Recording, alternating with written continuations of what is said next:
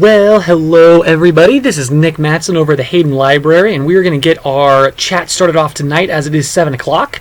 We're going to be doing our live stream chat all exclusively on YouTube, as we did last month. So if you were watching this on YouTube, there should be a screen that says live chat on the... Actually, for you guys, it would be on the right-hand side of the video. So if you guys wanted to take a look at that, and you guys can chat with me while we are chatting right here. And that way you guys can ask your questions, or if there's something that you would like me to repeat, or if there were any comments you wanted to make about the book, you can do that right there. And it looks like our stream is doing rather well, which is fantastic. So I'm just going to continue on, ultimately, right now, and let you guys know, as you know, that we're reading Never Say Die by Will Hobbs this month. And I wanted to read the beginning of the book where he encounters the Growler Bear for the first time, and just read a little bit from the book here because I thought it was a lot of fun. I'm going to start reading on page 4, ultimately. Other than giving me an advantage when it came to basketball, getting tall was the last thing I would have wanted. We Inuit, a lot of people still call us Eskimos, aren't known for our height. My problem is, only half of my genes are Inuit. Well, hello, I didn't really think... Oh, I do apologize, my friends. I'm actually talking over myself right now because I'm not actually muted. So once that video came up, it actually talked over the other video. Hee hee. Oops. There we go. Now we actually shouldn't be getting any feedback from my other self from the past. That is actually live there. Looks like there are a couple of you guys that are watching at the moment, which is fantastic. So I'm going to get back to reading the book here. My problem is only half of my genes are Inuit. I didn't really think I could make it all the way to the boat in one push. This was actually when he had already shot a caribou, where Nick Thrasher, our lead character, had shot a caribou, had processed all the meat, he'd put it on a pack on his back, and was walking back to his boat. The boat in one push. It was mid-afternoon, though, and I was anxious to get home. I kept going until I had the river in sight. At least I was weaving my way down the long, sloping riverbank through the spindly spruce trees. My eyes were on the shore and the big motorboat. I was half a minute from the boat when it happened. Careful not to trip as I navigated the brush, I heard something, maybe the snap of a twig, then a sudden whoosh of breath from behind. With a glance over my shoulder, I saw an enormous bear. It froze in a predatory crouch, like a lynx stalking a snowshoe hare. The bear was more than strange. Most of its body was white, like a polar bear, but its head and legs were shades of brown, like a grizzly. The bear was close. I mean, it was right there. I had my rifle only half raised before I realized I didn't have time to shoot. The bear rushed me with a roar. All I had to do was turn my back to it. The impact felt like I'd been hit by a tumbling boulder. My rifle went flying as I went to the ground. I felt the claws rake my shoulder as the bear tore the pack from my back. I knew I had to get to the boat, and fast, but I couldn't move. I couldn't even breathe. The bear was standing over me, roaring and growling, big as any polar bear I'd ever seen. And I'd seen 4. This animal wasn't a polar bear, and it wasn't a grizzly. It was like a bear like no other. Some kind of monstrosity.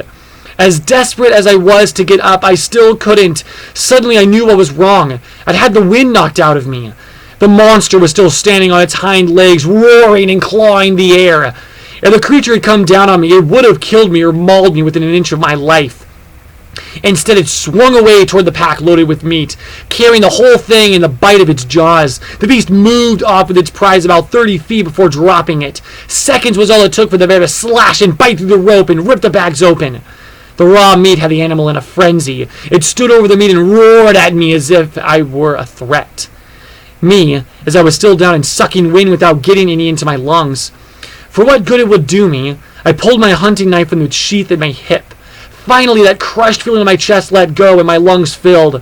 I looked around for the rifle without any luck. It must have landed in the brush. I got to my feet, faced the bear without looking in the eyes, and walked backward toward the front of my boat. Unthreatening as that might have been, I wasn't getting away with it. Up on its hind feet, the bear took a few steps in my direction. As I walked toward the rope, tethering the boat to a stunted spruce, the bear got down on all fours and charged.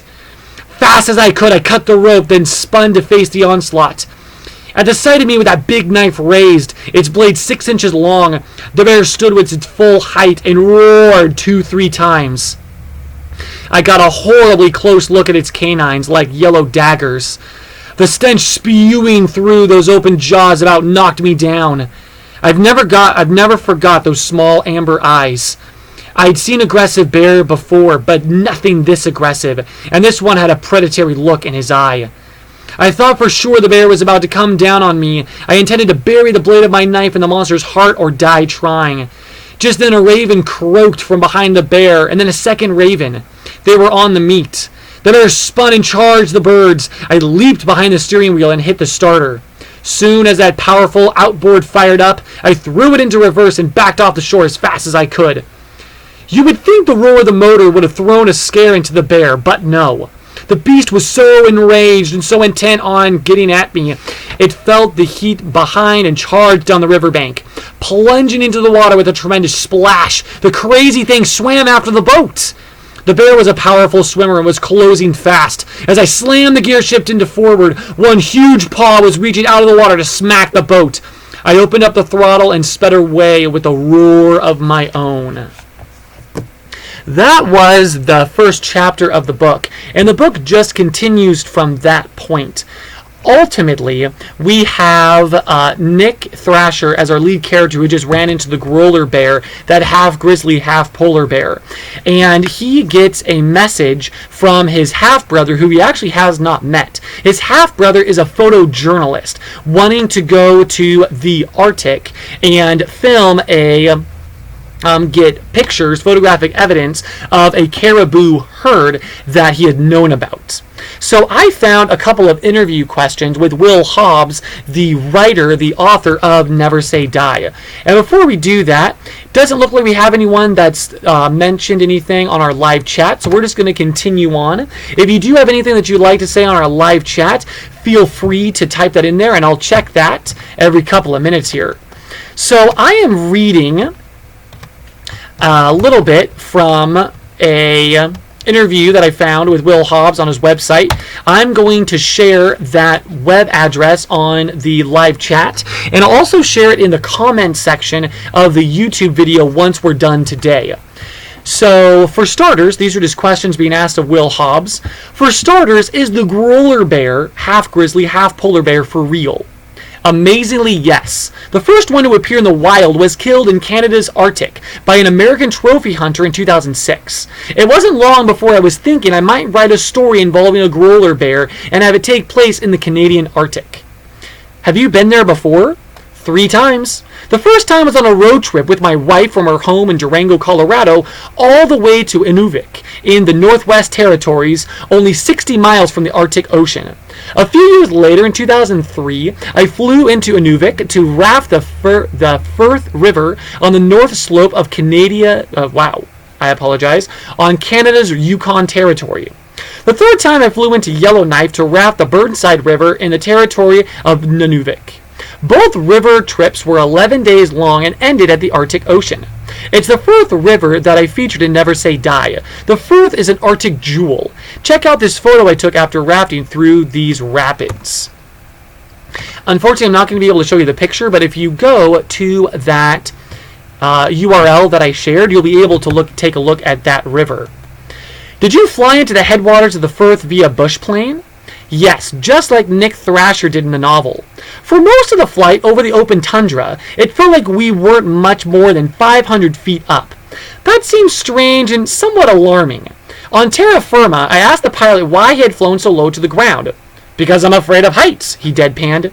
In Never Say Die, Nick asks the same question and gets the same answer.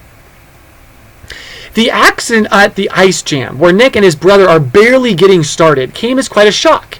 How'd you come up with that? Has it happened to you? It happened to a doctor I'd read about who was rowing his father down the North Fork of Alaska's Koroskik River above the Arctic Circle. Hours into the trip, they rounded a corner and encountered ice spanning the river. Upon impact, the raft flipped over. Father and son found themselves in the freezing river under a lengthy ceiling of solid ice. Against all odds, both survived. What about the gauntlet of grizzlies along the Firth River in Never Say Die? That happened on the Firth in 2002, the summer before I ran the river. As described in the novel, dozens of bull caribou drowned while trying to swim the river during high water. From far and wide, barren ground grizzlies caught the scent of the carcasses and converged on the scene. 3 rafts on a Canadian river expedition trip floated several miles through a gauntlet of grizzlies feeding on the dead caribou. Some of the bears rushed the rafts. As soon as the Parks Canada was notified, they closed the river to commercial and private river runners alike until the grizzlies dispersed. Nick catches an Arctic char by hand. Did you catch any? On rod and reel. They're great eating. You must have done a ton of research to be able to write Never Say Die on the caribou, the bears, climate change in the Arctic, and the native people, especially the Inuvialuit. Is that enjoyable for you? Hugely. Even if I weren't a writer, I'd be reading books and articles about the North. When I'm working on a story, the nonfiction I'm reading often suggests possibilities for fiction. In Never Say Die, the idea for Nick and Ryan's deceased father was inspired by a book by Jonathan Waterman entitled Arctic Crossing, One Man's 2,200-mile odyssey among the Inuit. Waterman is a writer-adventurer from Colorado who paddled the Northwest Passage in a sea kayak. Along the way, he visited Shingle Point, the summer whaling and fishing camp of people from Aklavik in the Mackenzie River Delta. The idea for Ken Logan, the caribou biologist at the other end of the satellite phone, was inspired by Bee and Caribou, 5 months on foot with the Arctic herd, by Karsten Hewer. A Canadian wildlife biologist, Hewer followed the porcupine caribou on skis and on foot for more than 1,000 miles. Hewer was accompanied by a filmmaker, his wife Leanne Allison, who made a documentary of their epic journey with the porcupine herd entitled Being Caribou. Let's see, there's a couple of other questions that they asked in this interview with Will Hobbs. Never Say Die has much to do with Aklavik, the roadless village in the Mackenzie River Delta, where Nick Thrasher has grown up and is full of local knowledge about the porcupine caribou herd. Where did that come from? From 14 residents of Aklavik, who are quoted extensively in an 100-page publication entitled Aklavik Local and Traditional Knowledge About Porcupine Caribou. Copies of this September 2009 document are available from the Wildlife Management Advisory Council, North Slope, and Aklavik's Hunters and Trappers Committee. It can also be found on the internet. Among other resources, it was chiefly this gift of Aklavik to the world that made it possible for me to ground the novel in the knowledge and point of view of 2 fictional hunters from Aklavik, Nick Thrasher and his grandpa Jonah. Have you visited Aklavik? I hope to someday. I saw the village from the air on my bush plane flight into the Firth River. I first heard of Aklavik the previous day at Boreal Books in Inuvik. I introduced myself to the bookstore man as the author of Far North and began to explain that it is said on the Nahanni River in the Northwest Territories. He smiled and said it was a favorite with the kids in Aklavik, a roadless community on the west side of the Mackenzie Delta. A teacher from Aklavik had ordered a class set. Now, 10 years later, I've got a new one for them with a title that comes from the sign in front of their school. Never Say Die is set in the summer of 2010, and your characters are out on the tundra tracking the caribou, where they see one of the planes making a photographic census of the porcupine caribou herd. Was there really any aerial census taken in 2010? Yes, and I sure enjoyed putting Nick and Ryan into position to see that airplane. The census was conducted under the I'm looking at this word for the moment, auspices of the Porcupine Caribou Management Board. I invite readers to look at their website and track down the results, as well as the details of how they conduct a photo census of a major caribou herd. Do huge summer storms like the one you described in the novel actually affect the coast of the Beaufort Sea and the Yukon Territory?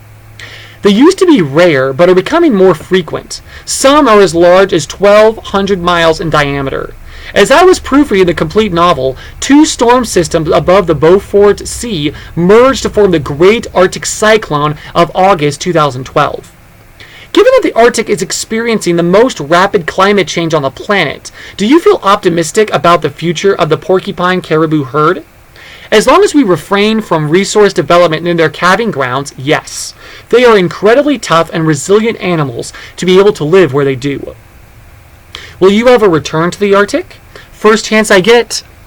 Among all my experiences in the natural world, visiting the pristine Arctic and observing its wildlife, including caribou, grizzlies, wolves, musk oxen, and Greer falcons, has given me the deepest connection with wild places I have ever known. Now, at the beginning of the book, the part that we read, and also at the beginning of this interview with Will Hobbs, it mentions the growler bear, or the pizzly.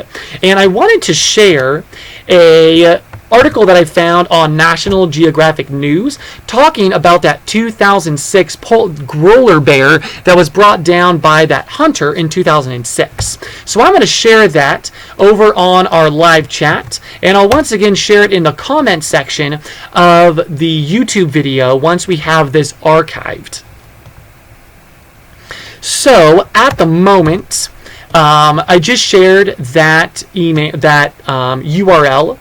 And while I was reading up on growler bears, just like they're talked about in Never Say Die, it is a hybrid of a polar bear and a grizzly bear, and largely that's being caused by the changes in the conditions in the Arctic. It's actually making polar bears wander further south, and grizzly bears, as grizzly bears are becoming, they're actually becoming more crowded. So grizzly bears are actually starting to start actually migrating further south, further north as well. So polar bears and grizzly bears are actually starting to run into each other more often.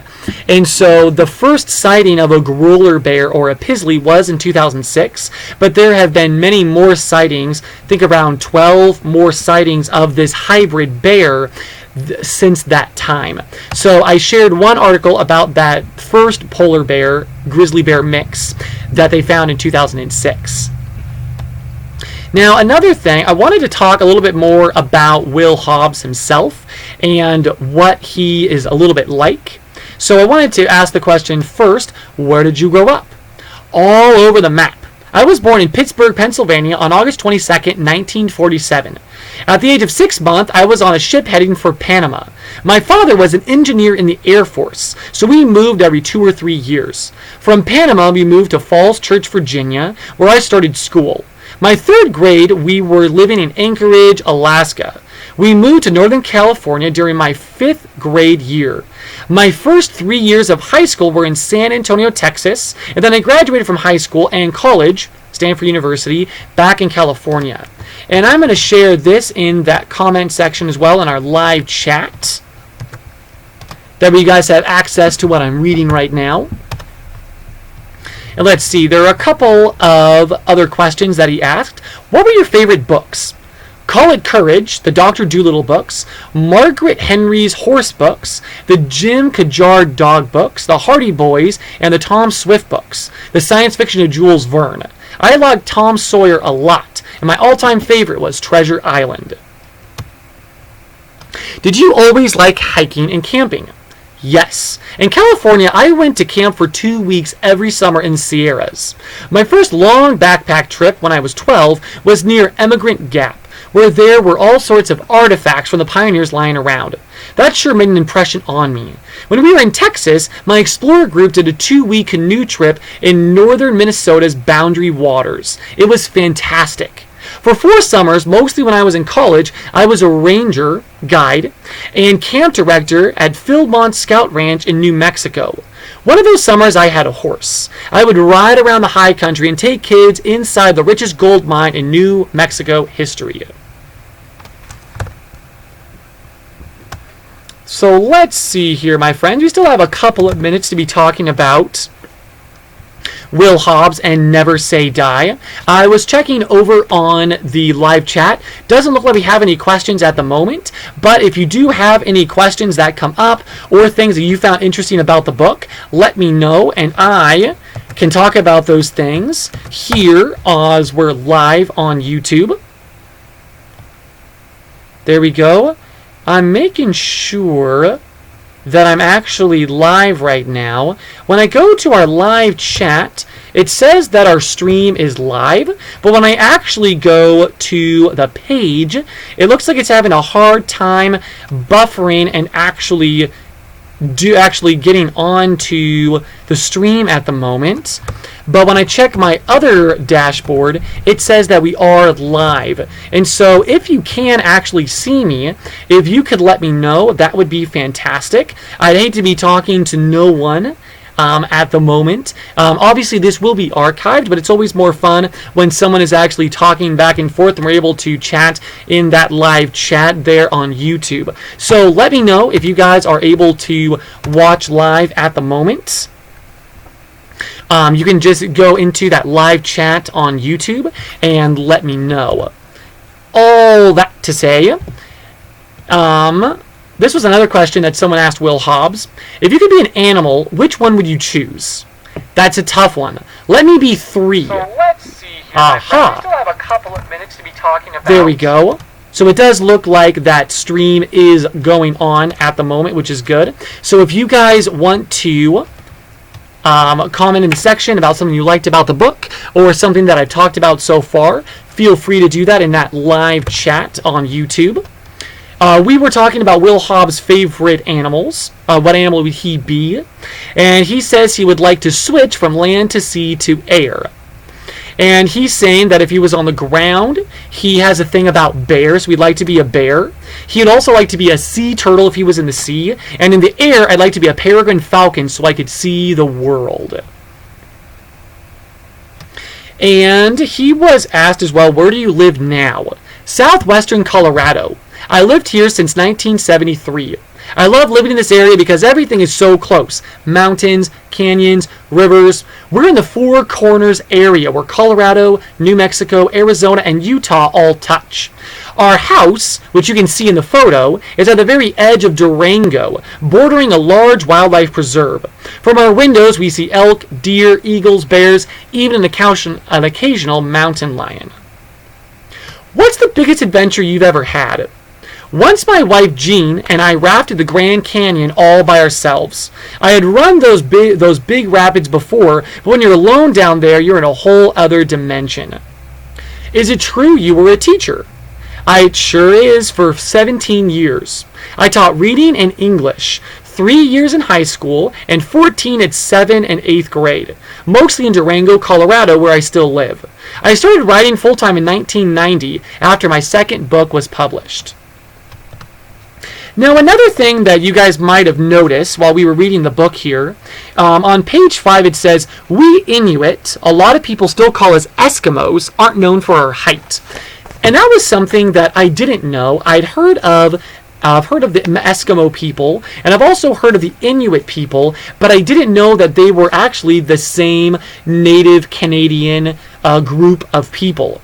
So I actually found an article on National Public Radio about Eskimo versus Inuit, and I'm going to share that over here on YouTube as well in that comment section. And apparently, similar to other previous terms for indigenous people groups, as people that are not part of that indigenous people group start using that word, like Eskimo, sometimes they use it in a derogatory fashion. And so Eskimo has actually become a derogatory term, a rather negative term. And so now the term Inuit is what the preferred term to refer to this indigenous people group. Sometimes they refer to themselves as Eskimos, but if you are not in that people group, it is more respectful to use the term Inuit. And Inuit means the people, and the singular of Inuit is Inuk, which actually means person. And so if you want to read more about that, there's that NPR article that I just shared on YouTube, and you can read a little bit more about that. Now, we have about 5 minutes left before we're going to be finished up here tonight. And I wanted to share some questions that Will Hobbs answered about writing. So here we go. Where do you get your ideas? I'd say half of my ideas come from personal experience, and the other half come from reading, doing research. But that's such a vague answer. I can give you a lot more specifics when you click on Will's books, and there's individual titles that you're wondering about. So ultimately, on the website that I shared at the beginning about Will Hobbs, you can actually go to Will Hobbs' individual books, because he's read and he's written a lot of different books, and each one of those has some background on the characters and what research he did to write those books. So if you'd like to do more research on Will Hobbs or any of his other books, you can go to those websites that I shared on that YouTube live chat, and also I'll be sharing them down below once this video is archived. How long does it take you to write a book? It usually takes a year, but within that year there's usually about 6 months worth of work. I leave time for travel, for speaking at conferences of teachers and librarians, for family occasions, and for wilderness adventures. Do you have to revise a lot? I'm never satisfied with the first draft. I keep working on it to make it better. Usually my editor in New York helps me by telling me which parts of the story are working well and which parts I should go back and work on some more. Most of the time, I've had 3 drafts before I'm finished. Reaching the goal is so satisfying, having the book come out and having readers. When you're writing, how much do you work each day? Usually from 9 to 5, with breaks for checking the refrigerator, making my afternoon latte, getting the mail, stuff like that. I can build up more intensity if I work all day long. If the story is really cooking, I'll go back to my study in the evenings. What is your workspace like? It's the greatest. Out my windows I see cliffs where falcons nests and high mountain peaks that are white with snow about 7 months out of the year. Did you do that comic strip, Calvin and Hobbes? Kids are always asking me that. I wish. Once I got a letter from a reader who said he loved my books, but told me to keep doing that comic strip too. Now, the comic strip they're referring to is Calvin and Hobbes, and the author of Calvin and Hobbes was actually Bill Watterson. And he wrote the comic strip from November 18th, 1985 to December 31st, 1995. Calvin and Hobbes, on a side note, Calvin and Hobbes is one of my favorite comics. I think it's fantastic. So back to Will Hobbs here. Which of your books is your favorite? It's always my most recent one because I'm still living it in my head. The characters are very real to me and I'm still there with them. Is there a theme that runs through your books? A teacher once told me that there is. When I asked her what it was, she said it's in the words of one of my characters. I was intrigued. She explained that it can be found at the end of Johnny Raven's letter in Far North.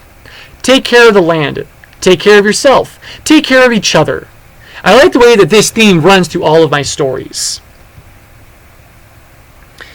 How old were you when you first started writing? In school, I wrote reports and essays, that kind of thing, but I didn't actually start writing stories and poetry until I was in college. Back when I was a kid, we weren't being encouraged in school to try writing our own stories like kids are today. I think it's terrific how many kids are seeing themselves as writers and are creating their own stories and poems. Do you believe that writers are made, not born? I really do. You learn by doing it, just like you learn to play a musical instrument or learn to play basketball. You can do it. Writing begins with reading. I think of reading as the rain and snow that filters into the underground water table of your imagination. Water is like sinking a well. If you're a reader, you'll have a reservoir of good ideas and a feel for language that will prove invaluable as you start to write. Do you have any writing tips? Write. You get better by doing it. Get a rough draft written that you can work with and revise it later. Find a partner who also likes to write and read each other's stuff. Provide encouragement, make suggestions. Remember that both readers and writers are imagining what it's like to be someone else. So write with the 5 senses. Let your characters hear, see, smell, taste, touch, and taste what your characters are experiencing. So that was another piece that I'm going to, another article, ultimately, that we have here on, that I'm going to share on that live chat. and that was the About Writing section.